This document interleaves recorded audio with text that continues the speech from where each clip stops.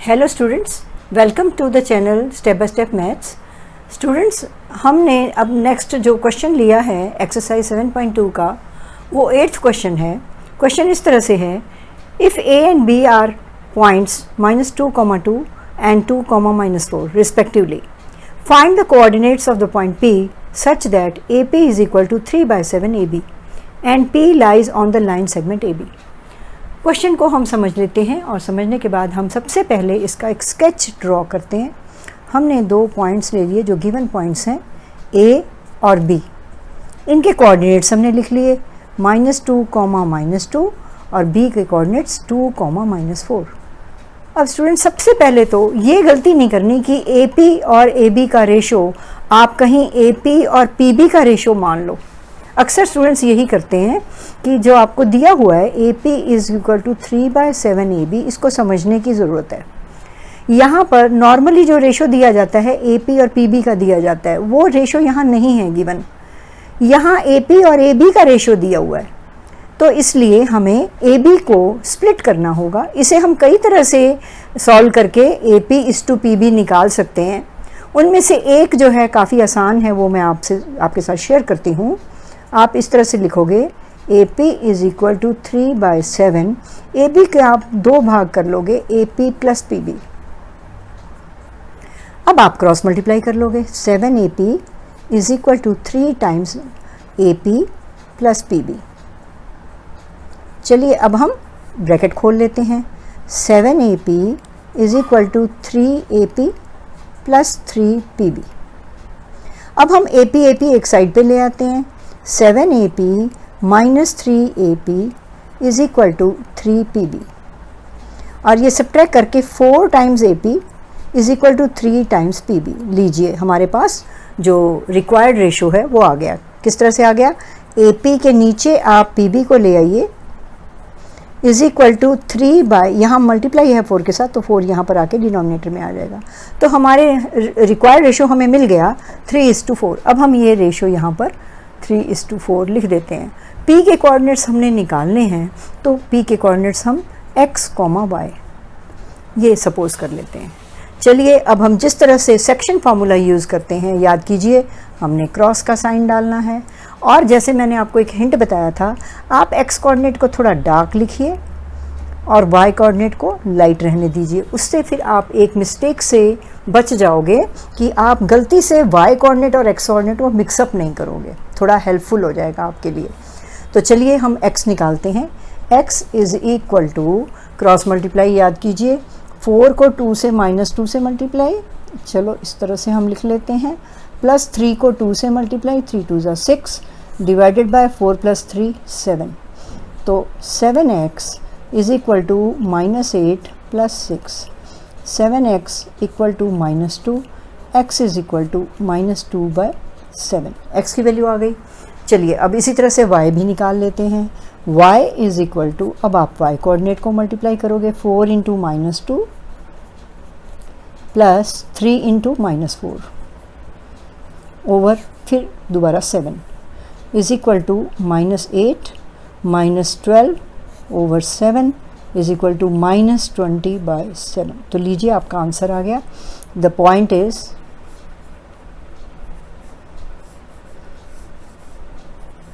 तो पॉइंट के कोऑर्डिनेट्स लिख दीजिए। x कोऑर्डिनेट इसका आ गया है आपके पास -2/7, y कोऑर्डिनेट -20/7।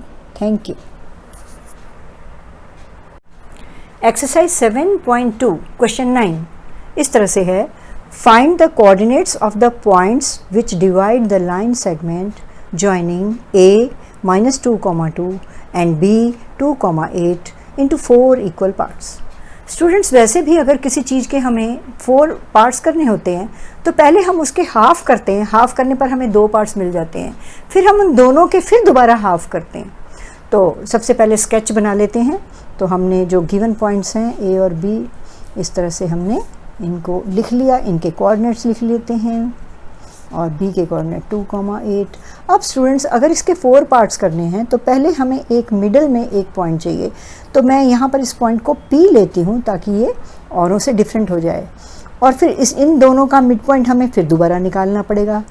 2 इक्वल पीसेस हो जाएंगे। P से दो इक्वल प्लेसेस हो गए, AP और PB। अब AP के हाफ कर देंगे, PB का भी हाफ कर देंगे, तो नेचुरली ये जो हाफ हो जाएंगे ये चारों आपस में इक्वल होंगे। फिर से समझिए, AP और PB इक्वल होगा, AP के दो पार्ट्स आपस में इक्वल होंगे, PB के दो पार्ट्स आपस में इक्वल होंगे, पर AP और PB भी इक्वल होंगे, इसलिए ये चारों पार्ट्स आपस में इक्वल होंगे। तो ये पॉइंट मैं इसको नाम देती हूँ Q और इस पॉइंट का नाम दिया जाता है R। ठीक है, इनके कोऑर्डिनेट्स, क्योंकि हम XY के साथ मिक्सअप ना करें, AB, इसके कोऑर्डिनेट CD और इसके कोऑर्डिनेट E एंड F, इस तरह से हमने सपोज कर लिए। अब स्टूडेंट्स हम मिड पॉइंट फार्मूला यूज़ करें, वैसे हम इसको सेक्शन फार्मूले से भी कर सकते हैं, पर मिड पॉइंट फार्मूला, एक तो फार्मूला बड़ा आसान है, दूसरे हमारा काम बहुत इजी हो जाता है जब हम एक ही फार्मूला, और अदरवाइज़ हमें अलग अलग रेशो मिलेंगे। अगर हम Q का निकालते हैं कि ये कितने रेशो में डिवाइड कर रहा है, तो 1:1, 2, 3, 1:3।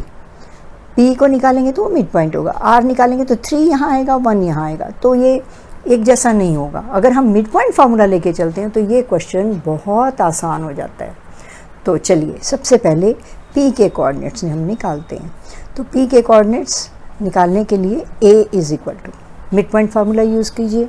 अब ये दो पॉइंट्स हैं जिनका ये मिड पॉइंट है, तो x1 + x2 / 2 यानी -2 + 2 / 2, दिस विल गिव यू 0। अब इसका y कोऑर्डिनेट निकालने के लिए B इज़ इक्वल टू, इसके y कोऑर्डिनेट्स ले लीजिए, 2 + 8 / 2 इज़ इक्वल टू 10 / 2 यानी कि 5। तो ये आपको मिड पॉइंट मिल गया। अब ये हमें यहाँ लिखना पड़ेगा 0,5। अब हम क्या करेंगे, अब हम इन दोनों को लेकर इसका मिड पॉइंट फार्मूला निकालने के लिए यहाँ हम Q लिख देते हैं। अब हम Q के कोऑर्डिनेट्स निकाल रहे हैं, तो Q के coordinates C is equal to, fingers रख लीजिए, ये दोनों हैं x कोऑर्डिनेट्स, x1 और ये x2, तो -2 + 0 / 2। C के कोऑर्डिनेट्स निकालने के लिए आप ये A और C को निकालने के लिए Q के कोऑर्डिनेट्स हैं, तो ये इन दोनों को ले लीजिए, इनके मिड पॉइंट, तो -2 इसका x कोऑर्डिनेट है, ये x1 हो गया, 0 x2 हो गया, तो x1 + x2 / 2, तो दिस विल गिव यू -1। उसके बाद स्मॉल d हमने y कोऑर्डिनेट सपोज किया है Q का, वो निकालने के लिए हम y कोऑर्डिनेट्स पर फिंगर रख लेते हैं, 2 + 5 / 2 इज़ इक्वल टू 7/2। तो इस तरह से Q के कोऑर्डिनेट्स हमारे पास आ गए। अब हम उसी तरह से R के कोऑर्डिनेट्स निकाल लेते हैं, क्योंकि हमें P और B के कोऑर्डिनेट्स चाहिए, क्योंकि इनका मिड पॉइंट है ये। तो small e is equal to, यहाँ हम R लिख देते हैं क्योंकि हम R के कोऑर्डिनेट्स निकालने लगे हैं। तो 0 और 2, 0 + 2 / 2 इज़ इक्वल टू 1, और small f is equal to 5 + 8 / 2 is equal to 13/2।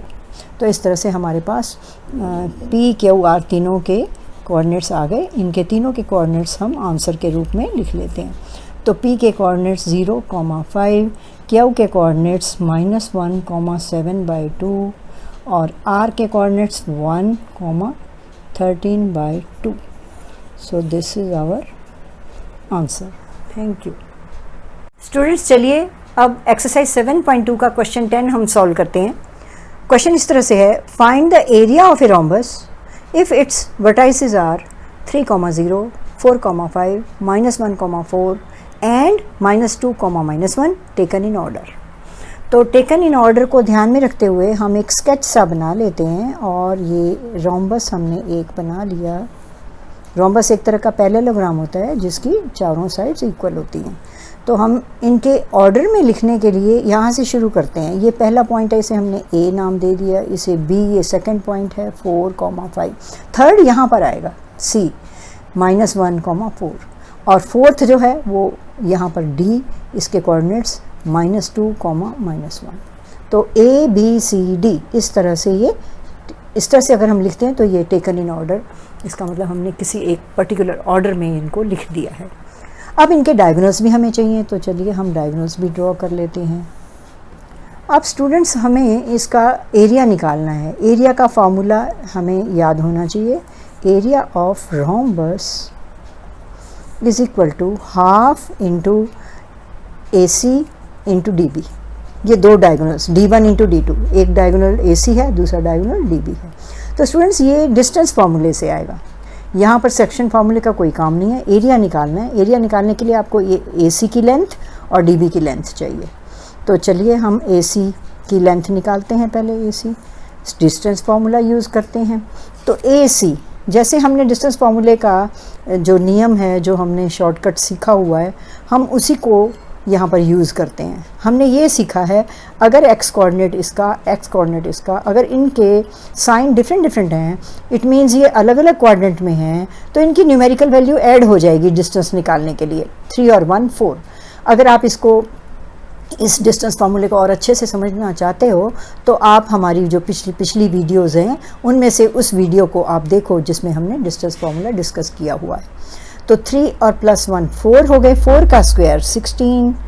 अब प्लस y कोऑर्डिनेट 0 और 4 है तो ये 4 ही आएगा डिस्टेंस। 4 का स्क्वायर 16 और 16 अंडर रूट 32। ये हमारे पास एक डायगोनल की वैल्यू आ गई। चलिए हम दूसरा डायगोनल DB, इसको भी कैलकुलेट कर लेते हैं। तो DB is equal to again under root DB। x coordinate देखिए अलग अलग साइन है, तो ये अलग अलग क्वाड्रेंट में है, तो ये न्यूमेरिकल वैल्यू ऐड हो जाएगी डिस्टेंस निकालने के लिए। 4 और 2 6, 6 का स्क्वायर 36। और अगेन 5 एंड y कोऑर्डिनेट भी अलग अलग साइन वाले हैं, इसका मतलब अलग अलग क्वाड्रेंट्स में हैं। 5 और 1 6, 6 का स्क्वायर 36। तो ये अंडर रूट 72। तो अब हम फार्मूले में एरिया का फार्मूला यूज़ करते हुए एरिया निकालते हैं। Area is equal to half into AC की वैल्यू रूट 32 इंटू रूट 72। तो स्टूडेंट्स अब अगर आप इनको एक ही अंडर रूट के साइन में दोनों को मल्टीप्लाई कर लेते तो आपका काम बहुत आसान हो जाता है, क्योंकि ना तो 32 परफेक्ट स्क्वायर है ना 72 परफेक्ट स्क्वायर है। पर जब आप इनका प्रोडक्ट लेते हो तो वो परफेक्ट स्क्वायर हो जाता है और आपके पास, चलिए आप इसको फैक्टराइज कर लीजिए इजी करने के लिए। 32 को हम लिख लेते हैं 16 इंटू 2, इसको 72 को 36 इंटू 2। अब हमारे पास एक तो 2 का पेयर बन गया, 16 का स्क्वायर रूट 4 है, 36 का 6 है, तो इन सभी को मल्टीप्लाई करके आपके पास 24 आंसर आ जाता है। तो आप आंसर लिख सकते हो 24। Area is equal to square units. Square units इसलिए क्योंकि आपको मीटर सेंटीमीटर वगैरह कुछ नहीं दिया हुआ है, तो 24 वॉट एवर यूनिट अगर हम इसमें लगा लें, मीटर लगा लें तो स्क्वायर मीटर हो जाएगा, सेंटीमीटर हो तो स्क्वायर सेंटीमीटर, तो स्क्वायर यूनिट्स यहाँ पर लिख दिया जाएगा। तो थैंक यू, और प्लीज़ हमारे चैनल को सब्सक्राइब कीजिए, शेयर कीजिए, और प्लीज़ पसंद आए तो लाइक कीजिए। Thank you.